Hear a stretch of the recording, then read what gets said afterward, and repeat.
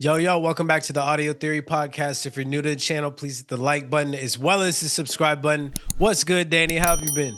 I've been good, dude. Coming off a very active weekend, probably the most active weekend since like the honeymoon, so like 3.5 months, but a lot of fun.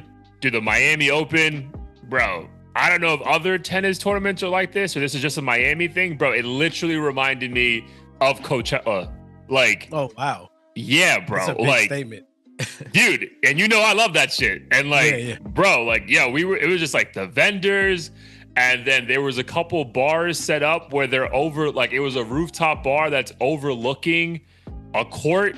So like you're just chilling at a bar and then like you're just watching a match. Like, oh, bro, it was fire, bro. Like I can understand, like they sell like day passes where you can just like be there all day and like, it's ridiculous, bro. And then the match we ended up going to, Joker, the semifinal, he actually ended up losing the final, but dude, Joker looked amazing in the fucking, dude, it was ridiculous. Like I only play pickleball, so I know I play at the lowest level. I understand this, but it was the most impressive shit, bro, because obviously you have a tennis background, right?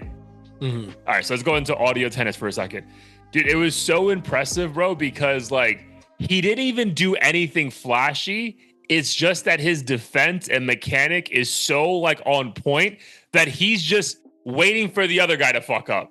And then inevitably the guy kept fucking up. And I felt bad for the other guy because I'm like, bro, these are all unforced errors. I know you want to blow your brains out like at some point, bro. Like, yeah, that's probably the most frustrating thing about this sport.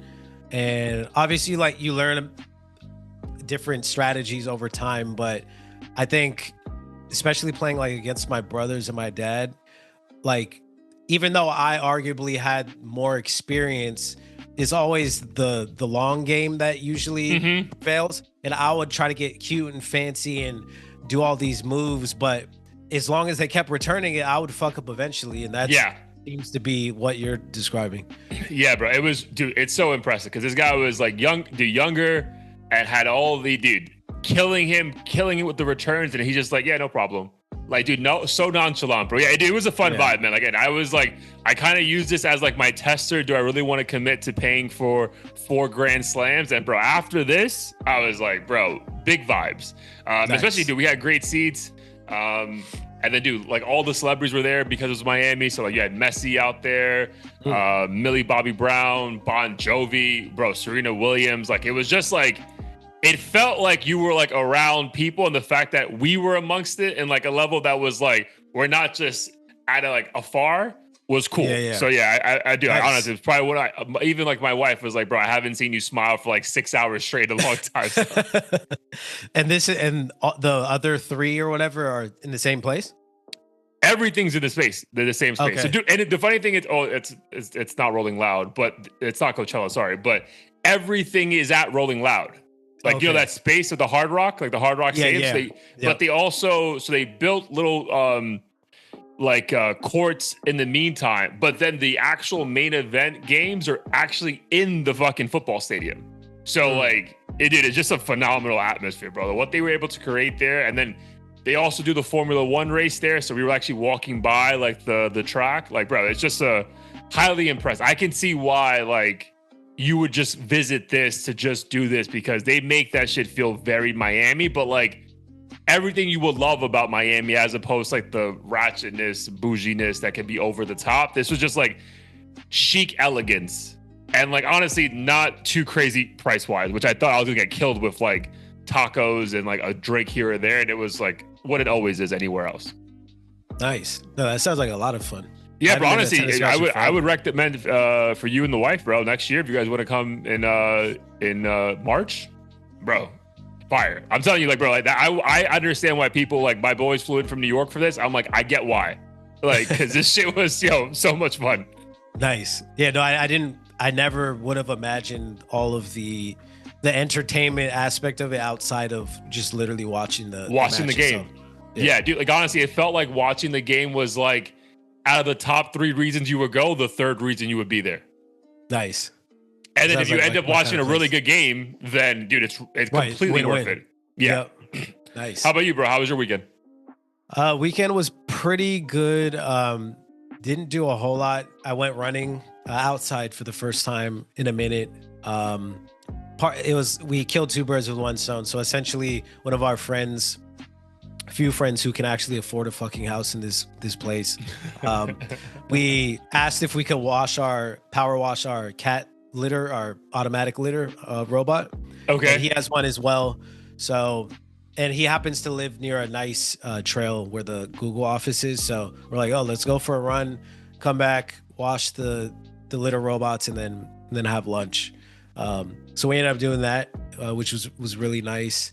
And then beyond that, I think, what else did we do? Honestly, I think we mostly just kind of kicked it at home. We went to Santana Row, which is the outdoor like shopping mall kind of area with restaurants and everything like that. Just kicked it there, did a little bit of shopping and food, which is nice to get out of the house, but definitely a low-key weekend. I think prior to that, it was just work heavy, socializing, going out. Yeah. Then the weeks before that was Hawaii and stuff. So it was nice to just take it easy, which is what I'm going to do this upcoming weekend, except going to a comedy show. Do you know Aries Spears? Oh yeah, dude. Yo, funny enough, I actually bumped into him. Not like we like sat down and have a long conversation, but like it was more like, oh, what's up? I know who you are, kind of a thing.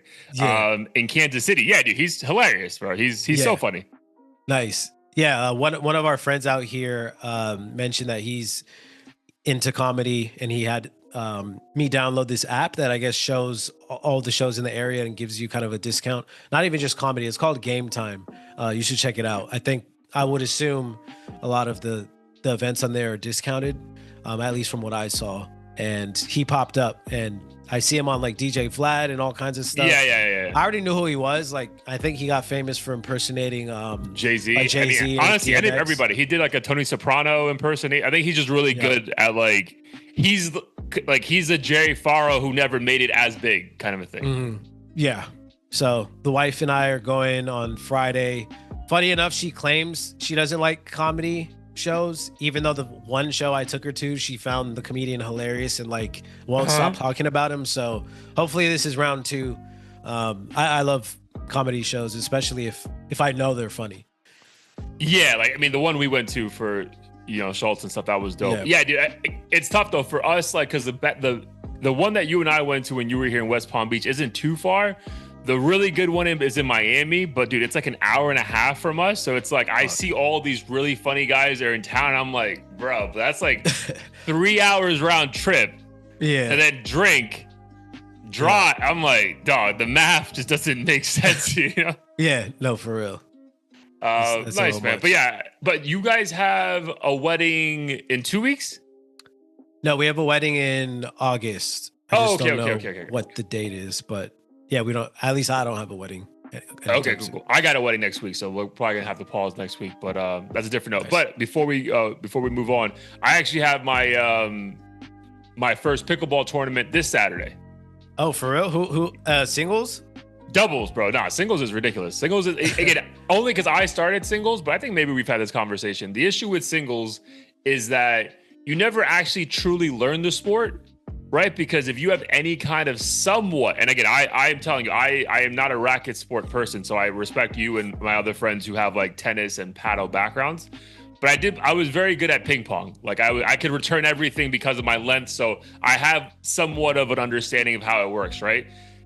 Dude, one-on-one singles pickleball is just table tennis, right? So like you could have terrible form, but you get the point because there's no scientific way the person can get to the ball when like you're just hitting it in a fucking corner that's not possible to reach.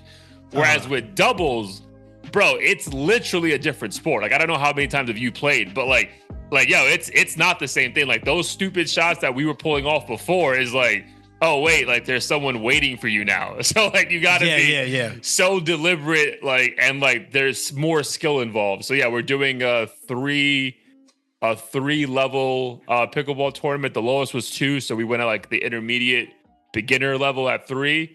But we just played against some guys who are like a 4-5, and we played pretty well. So I'm excited. I mean, I'm gonna be nervous as fuck, bro. So we're gonna go early and like get the nerves out and playing, get a sweat up before. But yeah, I'm excited though, man, because hopefully that like triggers, another resurgence of like, being more competitive with sports and stuff. But yeah, it's going to be me and my boy Pablo. He's very good. Like he's definitely the better of the two of us. But again, because I'm tall, I can you got the length. Pause. Yeah, I can do things at the net that he just can't even think about doing. So yeah, we have it's a good balance. But yeah, I'm excited. So I'll definitely let you know how that goes. But that's Saturday.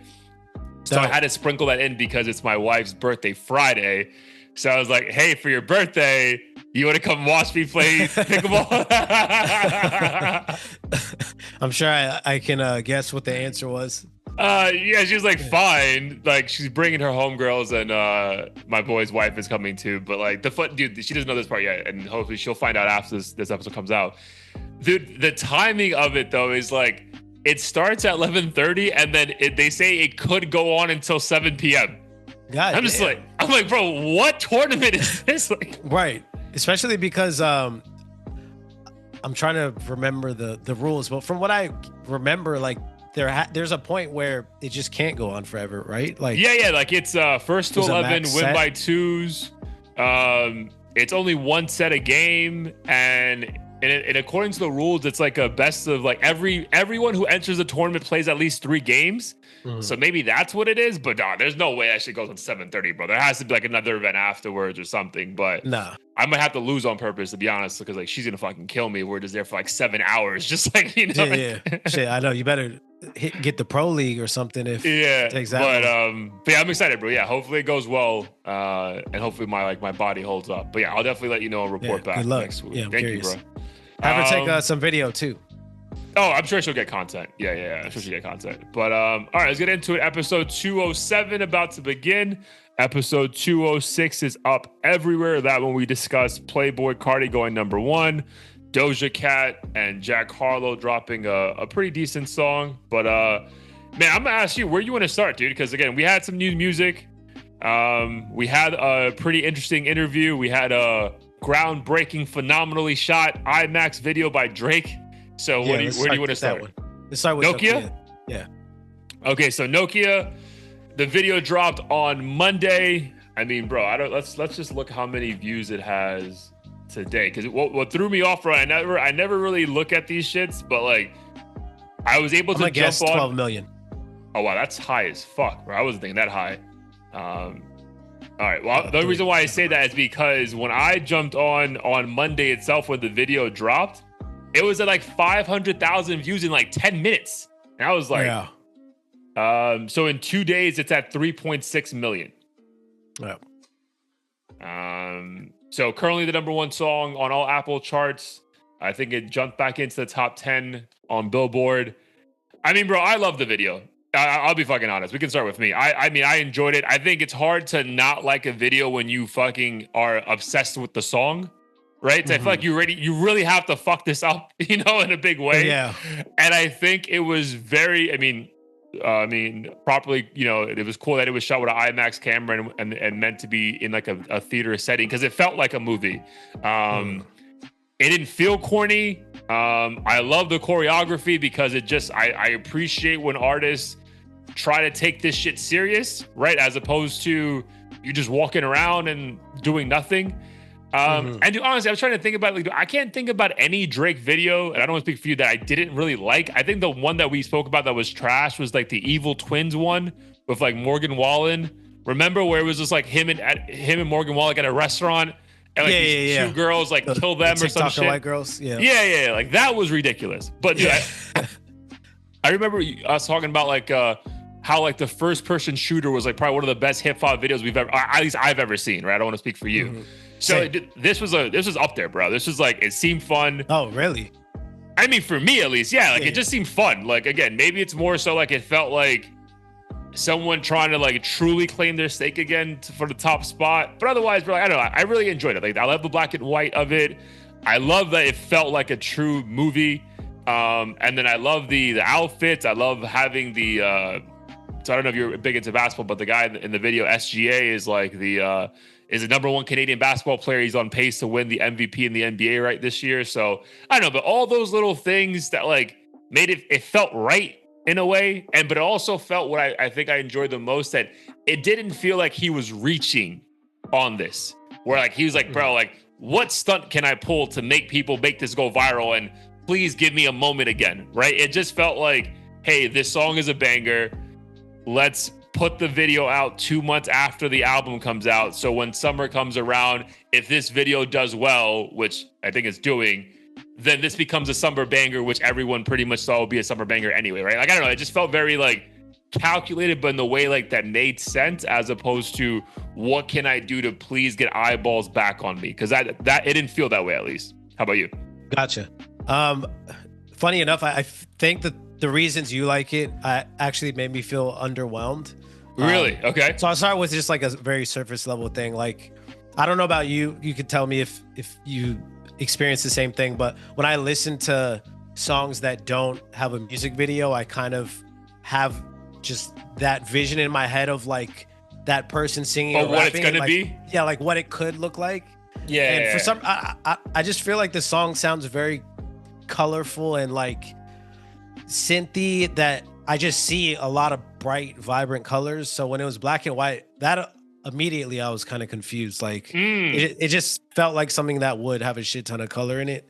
The vibes of it. I'm not mad at the black and white. I think it just kind of threw me off. I just wasn't expecting that. And then to your point about like him not doing too much, in a weird way, and I actually felt this way about a lot of Kendrick's recent videos. I felt like he was, not to say he was biting Kendrick, but he was kind of doing like the nonchalant, like unbothered look throughout the video, and like making little cameos here and there. But I guess I'm just accustomed to Drake being like this silly, goofy dude who's like making memeable moments and skits and stuff. And as like his comeback song, it seemed a little anticlimactic. Not that I want him to do the most and like try really hard, but at the same time, it kind of just felt like, here's a video, amazing choreography. I agree with that. I absolutely loved it. But it felt like it was kind of like, let me just have them do 90% of it, and I'll kind of like pop in here and there and, you know, just like dance in a circle for a little bit.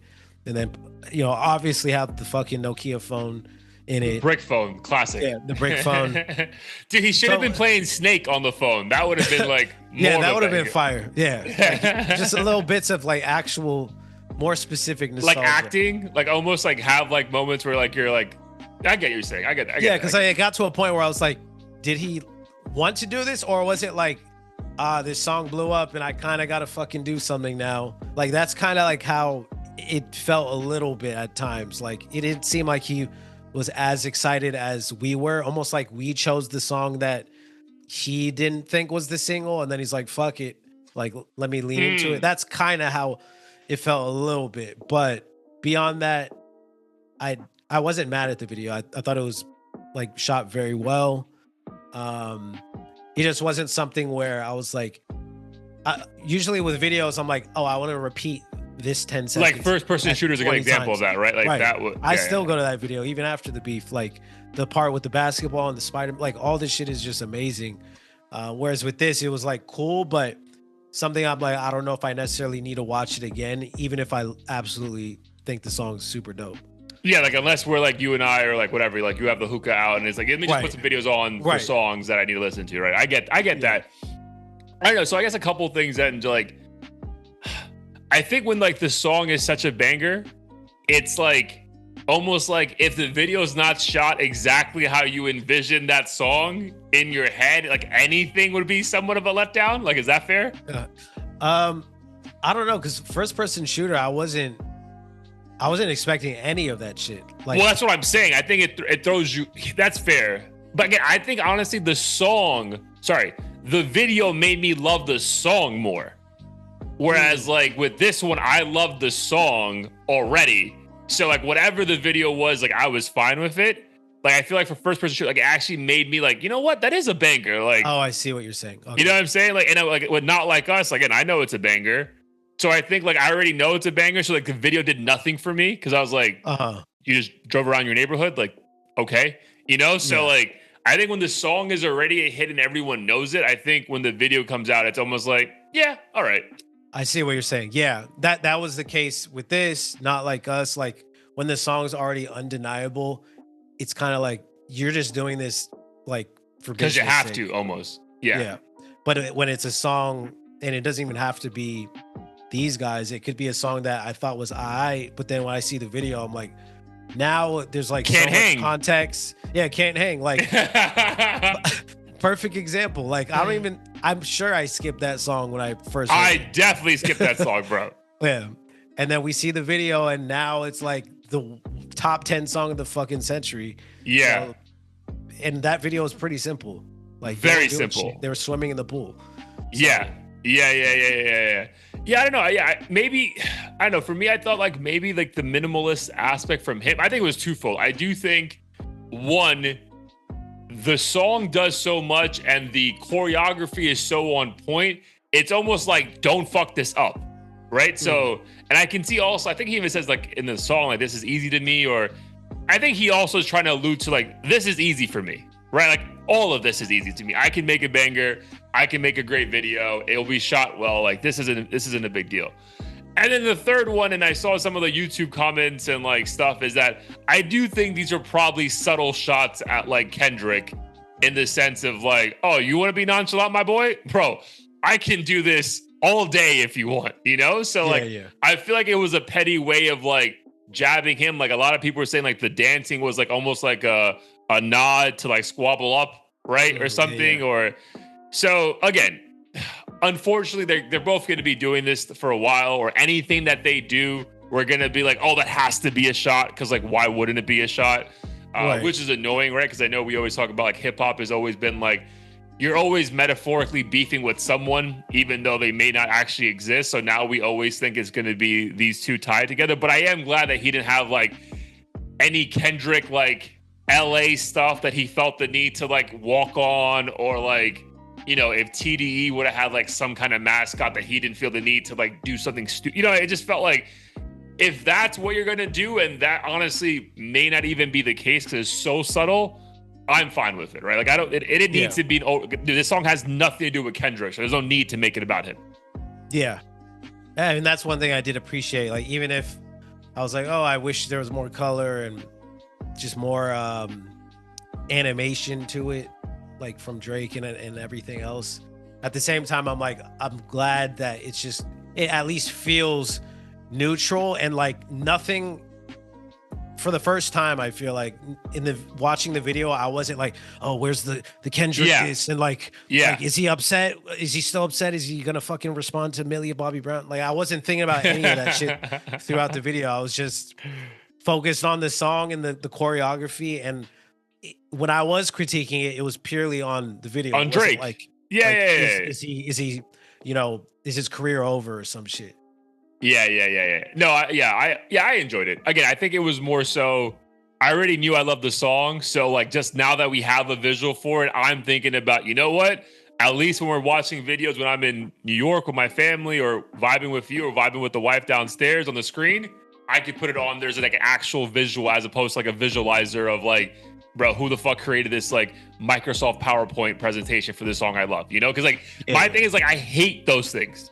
Like I hate when it's like, hey, here's this great song you love, but I didn't want to put money into making a video. So here's just a bunch of like people making their own video. I'm like, bro, this is trash, you know? Like, so that's why I'm just like glad it's okay enough. Yeah. And also I hate it when they make music videos that they're trying to be like artsy and the song doesn't match the video at all. Yeah. Like if you had a bunch of like puppies running around or some stupid bullshit, like that would have really pissed me off. And I know some artists have done similar things in the past. I think maybe he has, to be honest, but at least for this, like, yeah, like a bunch of women dancing makes sense to me, you know, like it could have been a club, you know, that might be a more direct, like, you know, fun thing. It could have been girls getting ready to go to the club, right? I think because sometimes I feel like I had that in my mind, right? Like, especially when you're texting, like, where's the function? Like, there could have been more ways to like incorporate the Nokia aspect of it, which I think like as kids who actually grew up on those phones would have been cool. But for the most part, I'm just glad that we have a true video. It's not a flop. And yeah. And again, there wasn't like as overwhelming, like, oh, the beef is back on energy. Like, I feel like everything I'm seeing online, at least, is just like, this could be a diss or a jab. And it's like, all right, bro, if it is, he doesn't want this to be a true jab, because then he would have fucking like made it way more Right. obvious. Like if that's an insult now, is like kind of dancing like you, then we've gone too far and we need to fucking see a therapist regarding this fucking beef, because that's not an insult at that point. And I think people are just, I think hip hop's in like this weird hiatus / plateau where we're just trying to find anything that's exciting to talk about. And yeah, I see the comparisons to Kendrick because I obviously brought it up, but at the same time, if it is there, I don't think Kendrick or Drake are that bothered by it. But again, I think the way he was coming off in the video felt very unbothered. I think that might have been the overwhelming theme that maybe he was even trying to push. Mm-hmm. That I'm unbothered, bro. Like, I have a banger. This video is gonna do very well. I'm happy as fuck. You're right. Like, yeah. You know, I think that was maybe the message he was trying to push. Like, bro, like, I'm good, man. Like, we're good. So, probably the owls at the end was probably just like a little bit of a like, the owl was still very much alive and well kind of a thing. But yeah, bro, it's also his mascot since forever. So it's like, yeah, what are you gonna do here? But so what would you give the rating of the video out of like on a letter grade? Letter grade, I'd say B+. Yeah, I would go A. So we're not too far off. Yeah, I would A+ for me would have been like, there would have to have been way more like, because I hate videos that are obvious. You know, like we're in the club, so we're in a club. You know, like, so I didn't want that, but there could have been, like, to your point, more. Again, I think the Nokia phone thing, besides him being on the phone, really didn't. There could have been things that they leaned in more to, though. You know, like I think that was a little bit disappointing, but I think it's a very good video. I do like the handshake because then, like, you remember, like that's what the Nokia logo was back in the day, like two hands reaching for each other. I must be forgetful because that shit I don't remember at all. Yeah. So there's like a handshake that him and someone does, and then they do like the digitized version of that, and that's like what the old logo for Nokia actually was back in the day. So that was cool. Oh, I thought that was some like inside gang fucking OVO handshake or something. Oh no, it probably is, but like the final image of it is like a nod to what the old logo is. So that was cool. Okay, that makes sense. But yeah, dude, how you don't bring Snake back is like, come on, bro. That's like, that's just sitting there for you, man. So, so I guess we can pivot then, because so again, the statement of that's the state of music right now. So we had a couple albums drop. We had Lil Durk drop an album. We had Nav drop an album. I think Lil Durk's numbers actually apparently did very well. Nav did not. So did you get a chance to listen to either projects at all? I did not. So I won't comment obviously on the quality of something I never listened to. Okay. But I will say Nav, I'm definitely more excited to listen to than Lil Durk.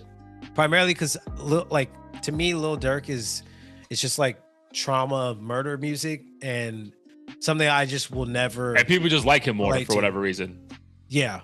I think it's because, I don't know, he's one of the chosen ones, and I get it. Like his all the shit he's been through is obviously insane. I'm sure. Yeah. I think he has like his entire friend group has died, family members, everything, and I feel for him in that regard. But musically, it's just not something I feel like I want to consume unless I'm in the gym and it's like a banger. Otherwise, I'm like, this is just low-key depressing and at times just too violent, which is crazy to say because I feel like hip-hop, like, we're already desensitized to it, but I feel like it's the same story being told over and over. Like, slide up on us, we're gonna slide on you, blah blah blah, Vaughn, this and that. Like, how many fucking times he keeps seeing Vaughn in his dreams, which again is probably a real thing. So like, I also don't want to be dismissive of it, right? But as far as like, I get what you're saying though. So again, I heard both albums. I will tell you, so my honest opinion was that the Lil Durk one was hard to get through because of the overwhelming, I've like heard this before. Like, some of the beats actually hit pretty hard, but then it's like, man, I've heard this before, right? And then again, to our critique of Playboi Carti, even though his sound is different, it's like, man, but you have the same features all the time. This Lil Durk is a running joke when it comes to all the features. So honestly, Future. there was a point. There's gotta be a Future. Oh yeah, there's a few. I think there might Future, be two. ESTG, fucking Young Thug. So Lil Durk. The new album was called Deep Thoughts. There's a Future's on track number 3. Little Baby. Jen Aoko. So that's pretty cool. Yeah, but I think it's because I got to the third song and it was immediately a Future song. Because actually, it seems that there are actually not that many features, but they just sound like everything just sounds the same for him, bro. Like it just sounds like anything else I've ever heard from him. So yeah, I would say, and I need to walk away. I walked away from the album like midway because I was like, ugh. But then I finished. It's fine. Again, I can see the appeal. The Nav album was honestly way more enjoyable. But my beef with Nav, and it's not because he doesn't like my favorite rapper. My beef with Nav is that these songs, I feel like his entire body of work kind of sounds the same, bro. It's a Metro Boomin beat. The production quality is phenomenal, but you already know what his flow is going to be to all these different kind of beats that kind of also sound the same. You're going to find one or two where you're like, oh, that's a pretty good one. But then maybe go back to it later on, right? Like I feel like he's still trying to recapture his, no pun intended, but like his minute from like the "Give Me a Minute" song back in the day with Metro Boomin and like Playboi Carti, and maybe that one song he had with Meek Mill, "Tap," which is like a fucking banger. But like, really, what other Nav songs are you running to put on, right? Like, I don't know. I feel like in going through it, I was like, I understand the appeal. But I also understand why you're really never going to be this bigger thing than like this guy who's kind of in the scene, but not really ever going to be the guy. And I don't think his looks have anything to do with like the quality of the actual music is just like whatever. Yeah. I mean, I do like artists like him where I don't expect a whole lot. I do kind of appreciate what I'll call, I guess, just playlist vibe music because these guys will put out 25 You'll find like songs. 3 or 4 then. Yeah, I just heard a snippet of a song called Burbs that sounds really good. So like, dude, the song, I'm not gonna give it away, but there's a song, and it's not my heat of the week, so it's fine. There's a song that he has with Cardi, and then there's like 10 seconds of The Weeknd. Bro, that song is fire, right? So there's like 2 songs you'll add. I think that song is called Unlimited. Yeah. Oh, I think I may have heard part of that in the New Music Friday thing on Spotify. So yeah. And bro, honestly, this album was short, bro. It's only like 10, 12 songs. So okay. Yeah, if I walk away with 2 songs at least, I'll be pretty satisfied.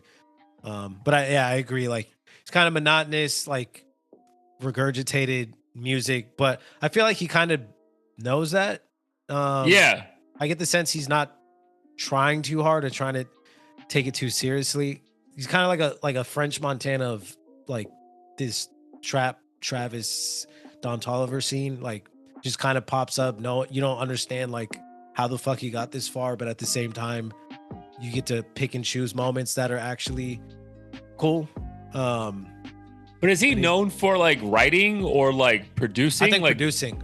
I believe he was a pretty big, I think he produced back to back for Drake and a bunch of other shit, and then he decided to rap himself, and just was decent enough to where he could make beats for people, probably himself as well, and make music that was acceptable for like this genre. Okay. Yeah, and again, dude, I paid to go see Nav in Miami. So again, I'm not coming from a place of hate. Like again, there was a moment there that I'm like, all right, dude, I really enjoyed that Metro Cardi mixtape with him. I love, dude, Tap is one of my, I had on my wedding playlist. Love that fucking song. But yeah, like it's just sometimes it gets interesting to me, especially when we just gave that critique to Drake about like, we just kind of wish there was more effort. Like, I do get annoyed though when it's artists who are like, aren't that good, quote unquote, as far as like the quality of work. And then they also seem like they don't give a fuck, but then they get these like massive cosigns. Yeah. Then it's like, should we take any of you guys seriously then? You know, like if you're telling me The Weeknd, which I believe The Weeknd's one of the most prestigious artists to ever grace, a studio, but then you're telling me this is your man? Like you give this guy like fire hooks all the time or something. I'm like, yeah, just that part is like interesting to me. Like, bro, how did you get to this point, I know we're gonna get to the Kanye stuff in a second here, but like then you start thinking like, yo, are there just people who are like, you know what? Yeah, we're gonna put you on because it's beneficial for whatever reason, or I don't know, bro. Because sometimes I'm like, bro, how are you here? Like, how are you getting a Don Toliver fucking Fire 16? Like, why is Travis always in your songs? Like, that stuff makes me like wonder, like, what the fuck's going on? Or he just does he have so much money that he just pays these guys so much, and like the feature bag is like something that they're worth doing for? No, I feel like it's just kind of the classic example of like, I'm sure in real life, Nav is like super funny and cool to hang around, and then his music's good enough to where if you co-sign him, you don't look too crazy. If you're like leagues above him, like a Weekend or something. And I think when they hear him rap, they probably hear a different person, like a dude that like they know, and it just hits different. Whereas for us, like we have no ties to him. It just comes across as like basic or mid or whatever you want to call it. But I think to them, they just hear like they know him for who he is, and like they're just willing to fuck with him because of who he is as a person. Like that one dude Lefty who's on the Kendrick album, arguably like requires fucking years of artist development to become like an acceptable artist in the mainstream. Like there's so many rappers that could run laps around him, but I think Kendrick and all these other people are putting him under their wing just because of who he is as like a personality. They want to see him win, so they're just putting in all this extra effort that they wouldn't give to like a dude they have like no connection with. But do you think a feature is putting someone on as compared to like these guys being on all of Nav's tracks for like an 8-year run now? I mean, I feel like the 8-year run thing is, I think they're one of the few people that are probably just like real friends in real life. Maybe. Yeah, that's a good point. That's a good point. Like it's not an industry thing of like, you give me, you know, you pay me $75K for a feature, so that's why I'm doing it, kind of. Yeah. Yeah. So, bro, are you? Because again, so apparently the numbers came out, or like the biggest first day and like of the year, like his numbers were pretty low, and I think his numbers have been consistently pretty low. So, are you surprised then that like, do you think that just echoes everything you just said? Like, hey, like his boys fuck with him. They're gonna keep co-signing him, even if like the industry or the fans don't really give a fuck. Because it would seem like from the numbers that people really aren't trying to tune into this. Yeah. I mean, yeah, I think that's pretty much what it is one, the label isn't willing to invest and play the game for someone who hasn't really had a smash hit like that where it's worth the investment. I think he's just kind of riding the endorsements from his industry friends, and I know he has fans out there, but just not. I don't think they're hardcore enough to get the numbers inflated. Because like I'll listen to a bunch of Nav shit, but will I pay $100 to see him in concert or like show out and buy a bunch of merch and stuff? Like I think that's where I would draw the line, and I feel like a lot of people with him are just casual listeners. Yeah, I mean, now that I'm thinking about that, I know he's also signed to EXO, right? I believe so. Yeah. I mean, so that kind of makes sense then, right? Because I feel like even back in the day, like remember, like think about all of our favorite like rap groups, right? There was always that one guy who like, as long as the record label is doing well and the main guy is doing well, they're still gonna let you shine here. And like I think about like, dude, my favorite version of, and this guy will run laps around Nav, but popularity probably Nav hasn't beat, but like Memphis Bleak, like Rockefeller, right? Like. How many times did Jay-Z even say, dude, as long as I'm alive, he'll be a millionaire for life? You know, like, you know, so I just feel like, yeah, like again, if the label's doing well, which obviously EXO is doing phenomenally well because of the Weekend, I can see them say, hey, dude, we'll always give you at least $100,000 budget for your shit, but whatever you do, we really don't care. Yep. So that kind of, that makes more sense. Sometimes I think about it, because I feel like we get away from like how it was back in the day, where it was like Rockefeller versus Rough Riders versus whoever, and you kind of forget these guys have like their own little cliques. I forget that he's like aligned with that crew very deeply, which I forget sometimes. Yeah, they're doing well enough to where they can afford to not have everyone be a superstar.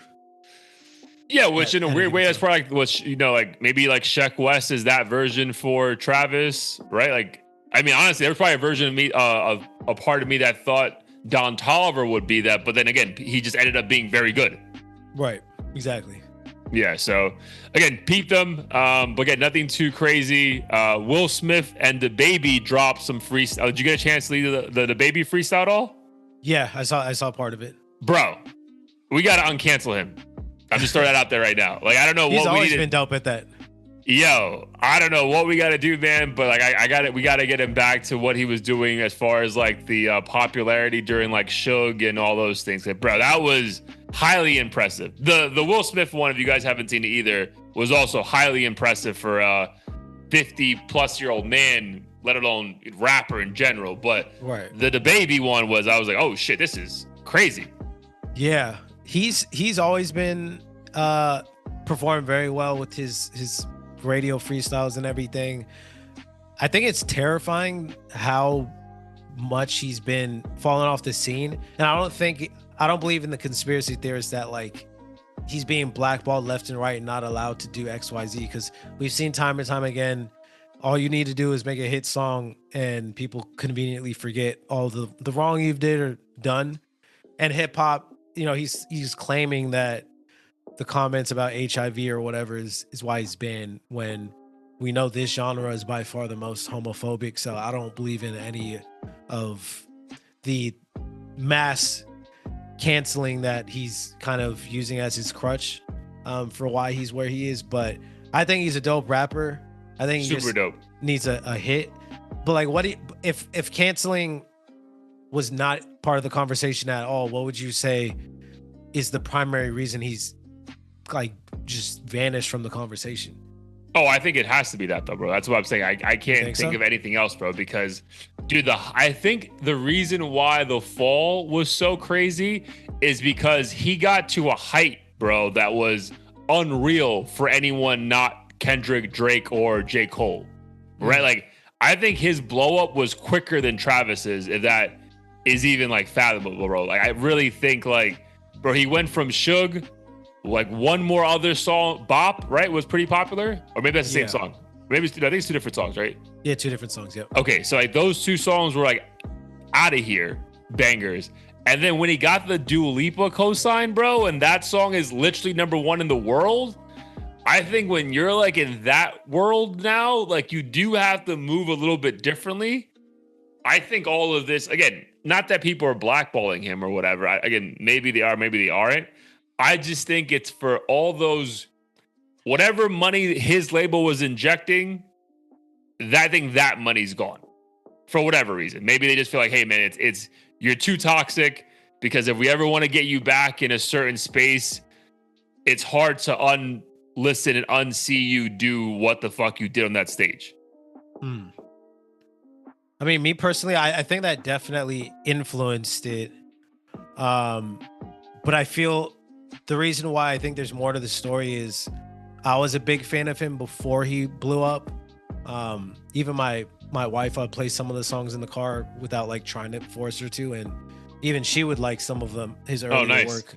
And I know when she says something, it's very telling because she's not influenced at all by like YouTube videos or anything like that. And she's like, oh, all his songs sound the same. Why does he rap the same? And that's one of his I would say that, yeah, that's a good stereotypes or whatever. Is that he's like a one-dimensional rapper, kind of like Lil Baby, who kind of just does the same gimmicky shit over and over. And then it doesn't help that he has these trash moments where he's fighting with stewardess and beating up people's boyfriends or brothers and shit, and then the comments on top of it. So he's like not likable. Yeah. Doing all the same music, and then as you know, the landscape as far as like what sound is popular is constantly changing. So shit that worked in 2019 is not going to work in 2025. It's not going to work. So he's got to do. I feel like he has to do something to change. Yeah, I agree. Yeah, I a lot of that. That's the good. I forgot about the fighting, bro. I forgot about the fighting was crazy, bro. Remember, it was like every other week. Yeah, every other week, just doing something. And it's weird because you think in hip hop, like beating everyone's ass shooting people, getting away with it. And these are in self-defense, the shootings I'm referencing. So he's not out here hurting innocent people in that regard. But all the fighting and stuff, you would think it was like 50 Cent-esque. I'm the big bad tough guy that nobody can touch shit that should help his career. Right. It seemed like people didn't like that. Yeah, I would say a lot of, I completely forgot about the fighting, bro. That was a weird time for him as well. But I'm sure it's all of it, man. But you're right, dude. A lot of his songs did end up started sounding alike. I even fucked up when I was saying Bob Suge, right? Because it kind of like had he had that cadence that was very much like the same, right? Like even when he jumped on whatever that song was with Post Malone, right? It was the baby doing the baby things on a Post Malone song. Right. So yeah, I mean, maybe the monotonous of his approach, but it still feels weird that someone who was able to reach that heights lost it so quickly. Yeah. So quickly. And again, he hasn't, I don't know if producers aren't sending him beats anymore or whatever, but I also can't think of the baby song in the last 4 or 5 years that made us want to be like, you know what, bring him back, besides a freestyle that we just enjoyed. Right. And that's the thing is like freestyles are cool for the moment, but no one's gonna replay it 10, 15, 20 times. You're just kind of like, oh, this guy's talented, let me acknowledge it, and then you move on. Yeah, because if it's not your DSPs, right? Like, yeah, whatever, so. But yeah, if you guys haven't checked out those albums or those freestyles, highly recommend you do so. Let us know in the comments what you thought about the Nav and Lil Durk project. But we're going to spend the next 15 minutes or so on the Akademiks and Ye interview. This interview was allegedly conducted in some California hotel. It was like a vlog format, which I actually kind of appreciated. It felt raw. It felt like they were both on the run. And it's like, bro, we got to get this interview now before we both get knocked the fuck out of here. So that was dope. And then fucking out of the blue, he's wearing a Klansman outfit. And then correct. Yeah, thank you for giving the context. Correct. Yes. So, as they're setting up the interview, it's very, innocent banter. Where should I put the chair? You're going to stand up here, blah, blah. Then out of nowhere, this nigga pulls out a Nazi chain, Klan outfit, and then says Sean John. Remember, he opens the door in a Sean John t-shirt. Oh, I missed that part. Yeah. So he's wearing a Diddy. Okay, Sean John. Yeah. And then he uses the F word every other sentence. And for those who are confused, we're not talking about, the word that means sex. We're talking about the one that rhymes with maggot. And it was overused to the point where it felt overused. It felt performative, very performative. Let me make people angry. Or it's the same thing when people say nigga a little too much. I'm like, are you trying to offend or prove something that you're cool? Or usually not when I feel like whenever I hear someone use the N-word too often, it's like you're trying to convince me something right now. Right. You have black friends, you have black descent, something, but whatever's happening, stop. Right. And I have a friend who's a huge fan of Kanye, and some of the crazy shit he says too, racist, whatever. But even he was kind of what are you doing? Is this a performative thing? So you seem edgy and are just trying to attack every protected group of people to become as hated as you possibly can. And it seems like he just wants to be villainized so bad for some reason. I don't really understand. Yeah. And it just bothered me because I feel like there is no motive besides I want attention. In the past, I'm like, oh, he might be fighting with this executive, or, he really does feel like he's blackballed for this reason. But now it's just anyone could fucking do what he's doing. I could go outside, wear the most offensive shit, and then sprinkle in some truths here and there about stuff, right? And then you begin to nod your head yes. And then the trick is while you're nodding your head yes, he'll throw in some crazy shit, and you'll kind of nod a little bit, but you're afraid to fully stop. Then before you know, you agree to everything this nigga said by the end of the video if you're not paying attention. Yeah. And then so that's kind of how I felt about it. I wasn't offended, but I was like, dude, what are you weren't offended by this is an act. The KKK outfit? No, I'm just this is I felt like I was looking at a homeless person. If a homeless person calls me a nigger or something, I'm like, dog, you don't even know I'm a fucking being in front of you. Like, you're just staring into space, probably listening to 100 voices at once. Like, you have no idea what's going on, and your motives cannot affect me because you don't even know what you're doing.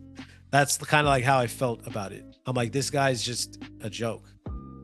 Yeah, and the point you made about sprinkling in truths, I think that's a great description, bro, because there are things in between, like the stuff with the kids, right? Like, dude, how do I have joint custody if I can't even like put my daughter in a video because I want to put my daughter in a video, right? Like stuff like that. You're like, all right, that kind of makes sense, you know?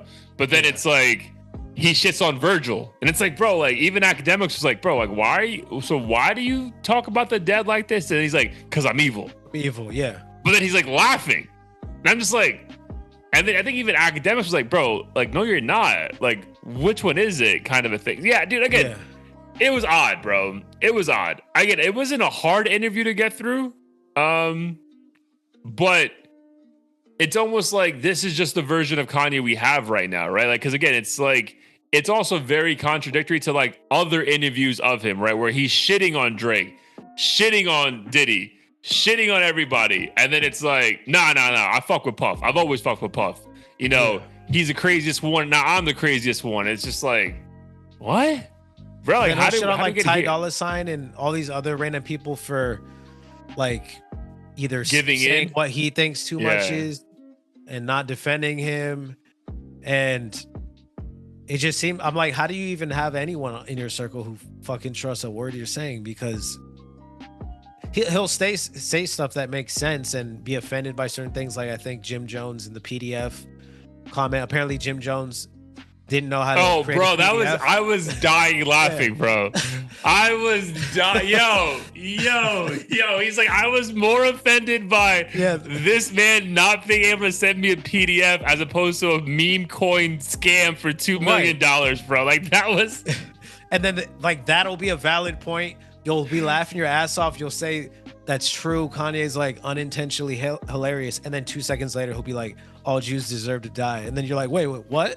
Like, what? Yeah, I just agreed with you 2 seconds ago, and now you're just tugging on my fucking like heartstrings, trying to get me to feel like you're saying something that makes sense, and then the next second, the most offensive shit, and you're just like, how? The most offensive, and dude, but he also felt comfortable calling a lot of like people we would think were like, again, Jim Jones is a lot of things. Calling him an F word, I was like, oh wow, like this is like. Yo, and he was going off on like former friends, like the Jerry Lorenzos, the Don C's of the world. Again, using that slur against Virgil, who's not even alive. I was like, bro, this is, again, no matter my fondness for using that in like day-to-day language as like a nonchalant jab.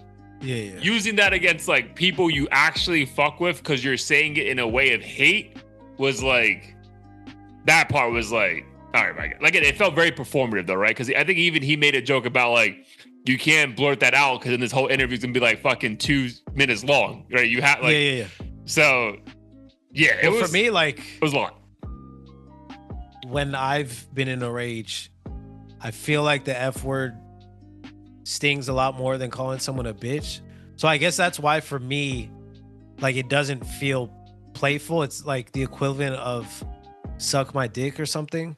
Oh, it's definitely in the realm of suck my dick, 100%. Yeah. That's where I was like, but my thing for maybe like I feel like the issue with like suck my dick SMD is like you can say that though in rage and say you're talking to someone, your boy or whoever, right?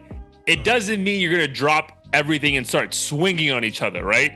It's like, yo, suck my dick, bro. Like, get out of here with that shit, you know, right? Or like, yo, this guy's such an F word right now. Like, what's going on? Whereas I think like the way he was saying it though was like, no, I'm ready to die for this. It's just like, oh, like what's going on? I mean, Fat Joe said he claims in New York, suck my dick is like stabbing words. Like, if someone says that to you, you have to get stabbed like on the spot. maybe like an op or like someone you don't know. But like I'm an not talking actual about fight into it. Yeah, like if you're talking about people you know, not even your boy, but like if it's just like your boy brought a boy, you're like, bro, suck my dick out. Get out of here with this shit, bro. You know, like true. So it's like that context. But yeah, dude, it was interesting, bro. Like, again, I think to critique the overall interview at all, and I wanted to ask you this about Akademiks' role in it. I do think it's interesting, and I think I forgot that Akademiks had that show on Complex, The Everyday Struggle, right, where he did interview people for like a living.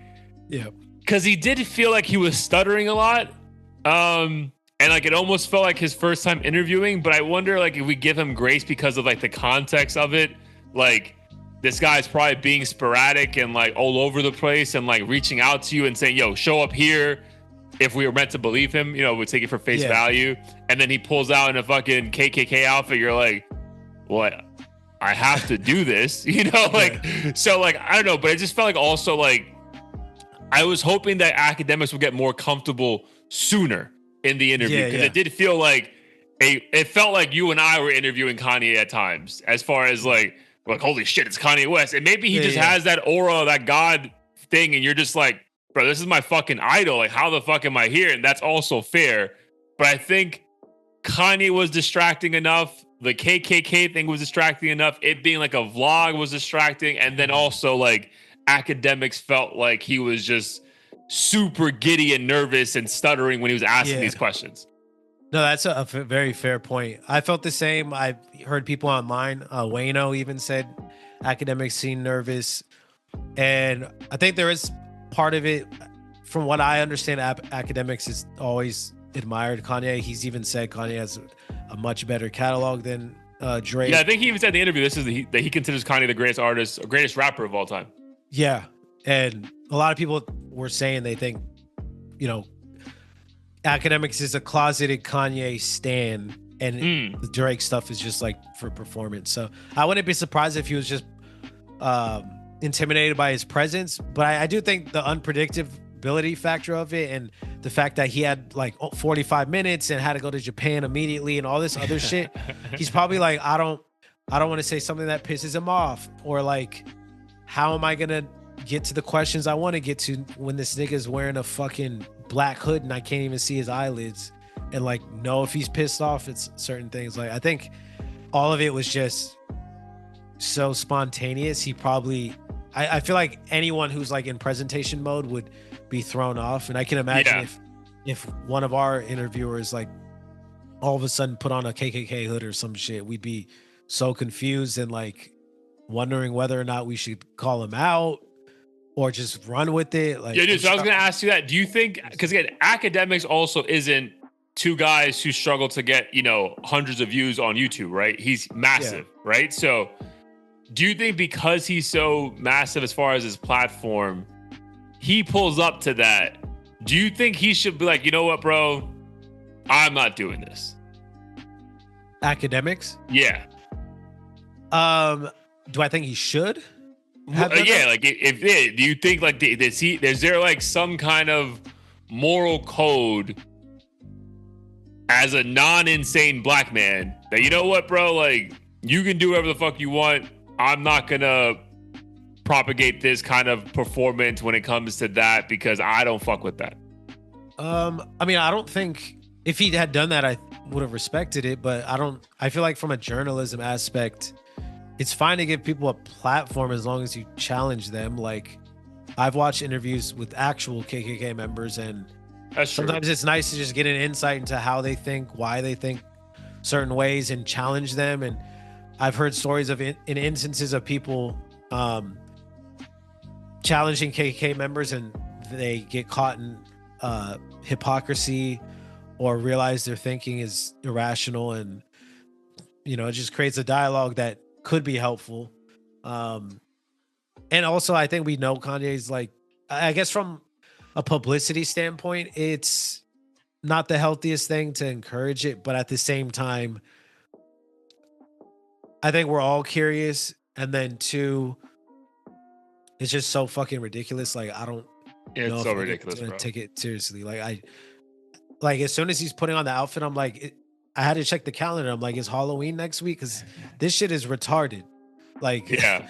I don't think anyone truly thinks Kanye is on any sort of mission that is gonna go anywhere.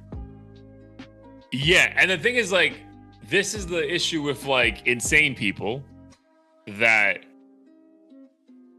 he's so good though at speaking, and again, he is like all over the place, obviously, Kanye West. However, he's so passionate about it that there's even moments that, again, like, you get caught like, all right, I guess, like that thought. Because even like, I think either Akademiks challenged him or something, but he was talking about like the Lucian Grange part of this, and like how these guys all make money off all of us and they profit from our violence. But now, God forbid that like I'm talking about the violence against their people, I'm the enemy, but you guys can profit off the violence to my people. So no, I'm gonna wear your violence against your people front and center. So like, again, two wrongs don't make a right. So I can easily dismiss that comment.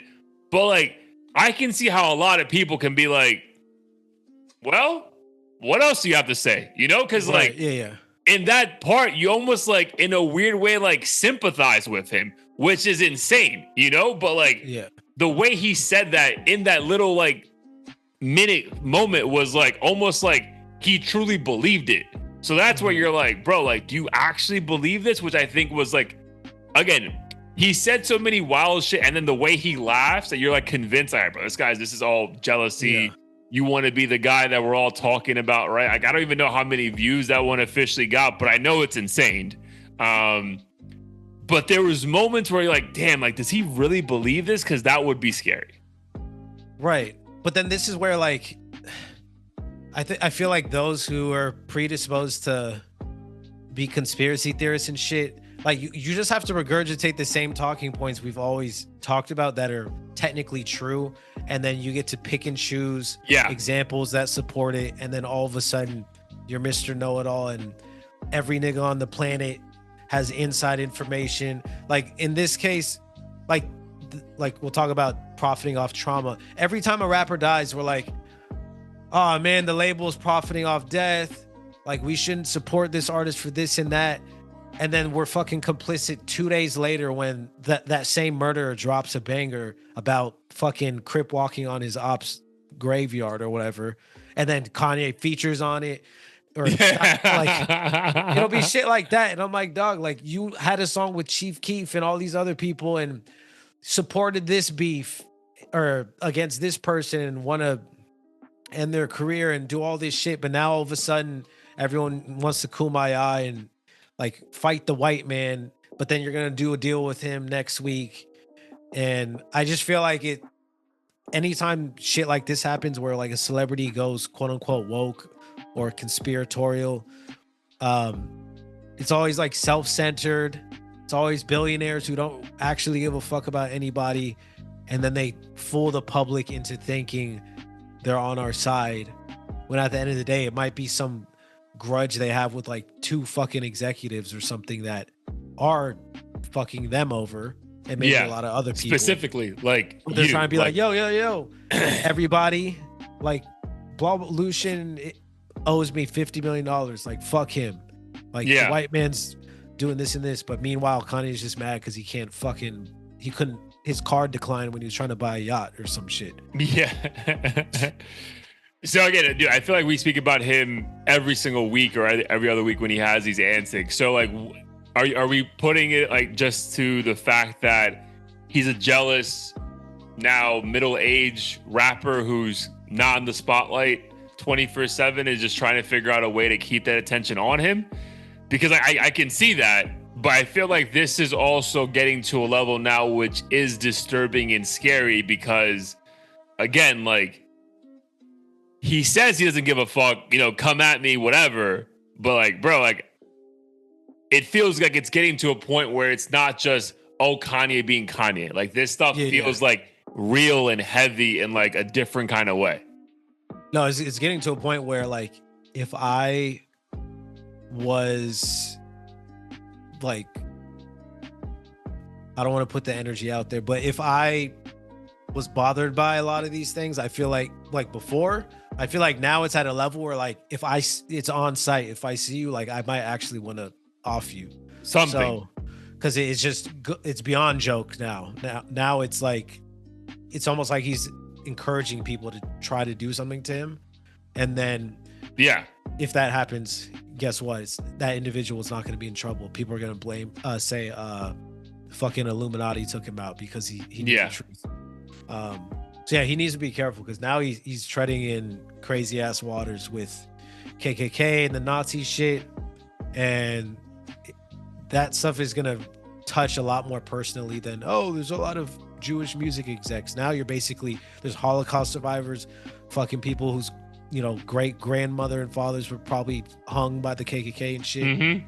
But when you're playing around with actual trauma, like, you better be prepared for what comes with that. Yeah, your points about that's a great point, bro. Because like we're talking about actual trauma for people who again are very much embedded in all of our lives, right? Like a lot of Jewish people came to America looking for freedom, like escaping the Holocaust. Like that's embedded in like what we grew up into. I remember going to Jewish museums as a kid, right? So like we're always aware of that trauma.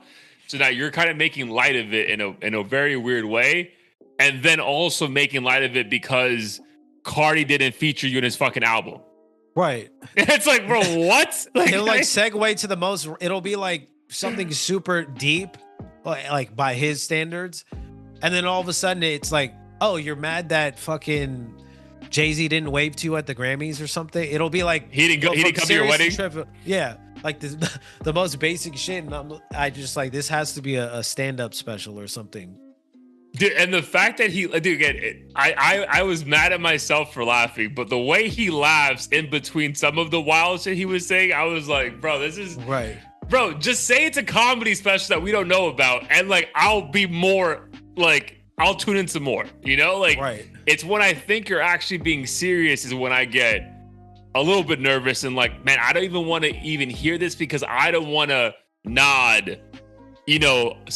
Unconsciously being aware that I'm nodding and agreeing with certain things. And then like, again, I get tricked into, but bro, the J. Cole shit was hysterical to me.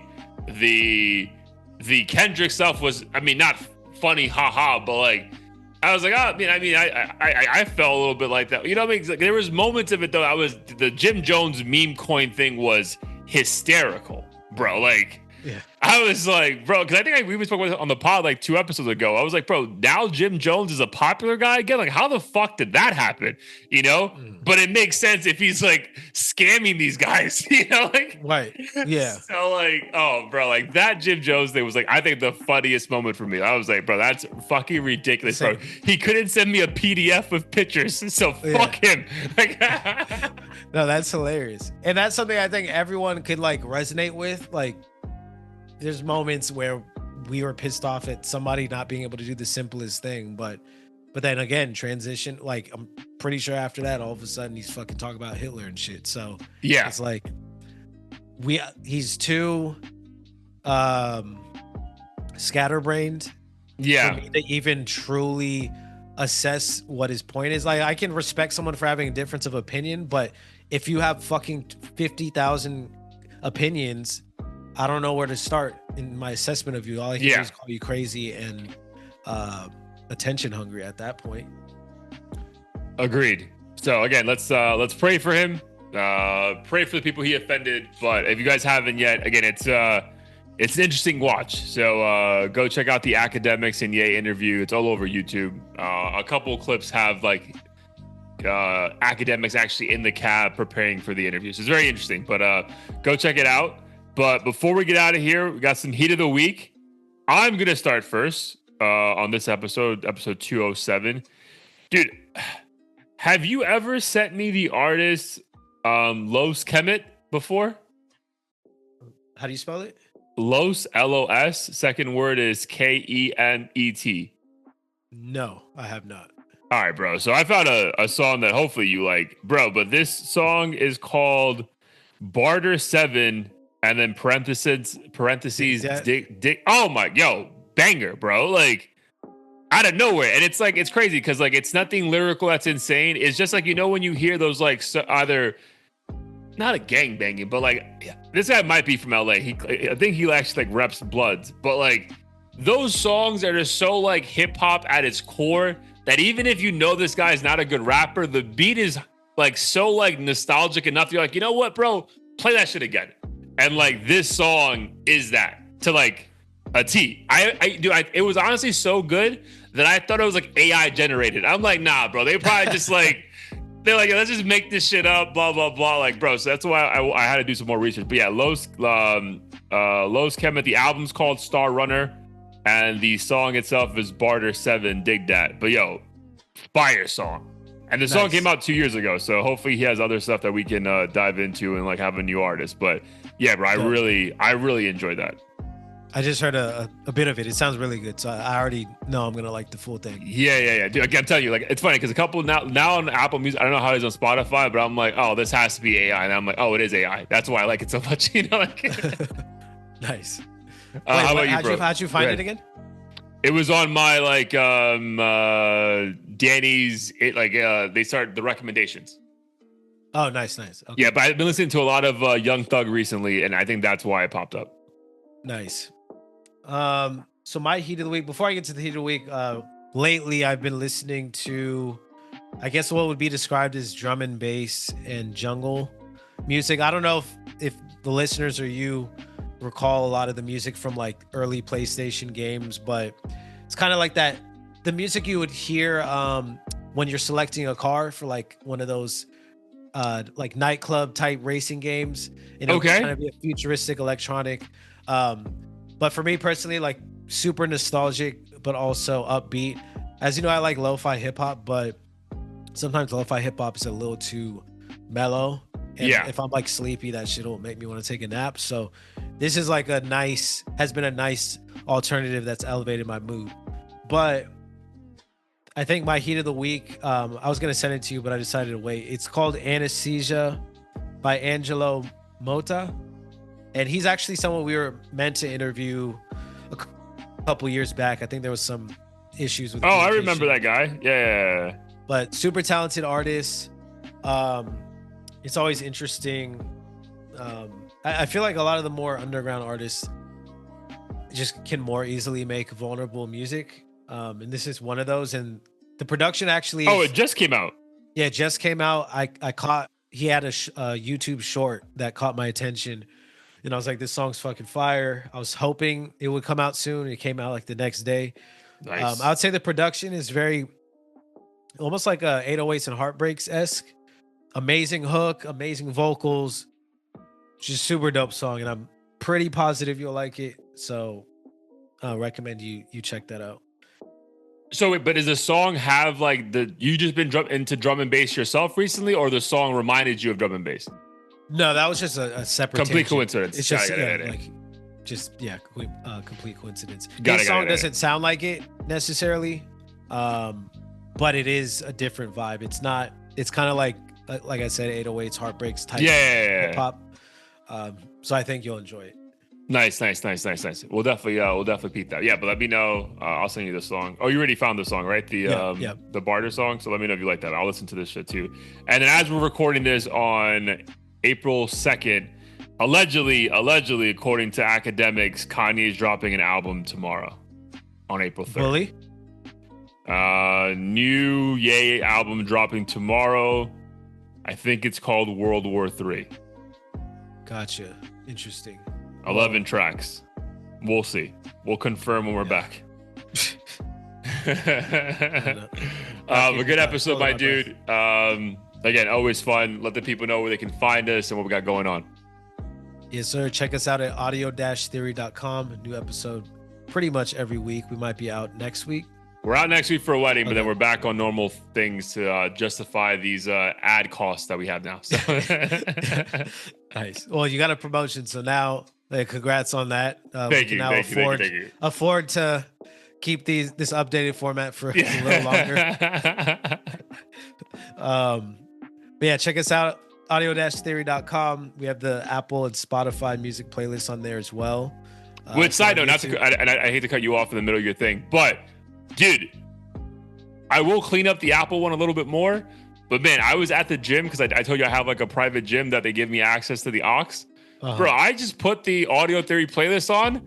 Dude, phenomenal workout. Like, bro, like it just has, it's just like, and I don't want to toot our own horn, but I'm like, bro, this is like amazing. Like, okay, it's just like, I need to remind myself how good we are at selecting music, because since a lot of the music like is already on there, I forget to visit the playlist and like appreciate it. So when I do work out, I'll do that. Yeah, bro, dude, I had a phenomenal workout the other day. I just put that shit on. It's like, dude, there's so many hours of fucking songs there too. But I'm like, dude, shuffle and let's fucking see what happens, bro. It's like fire. Nice. No, good to know. But yeah, if you're on YouTube, check down below. We got merch.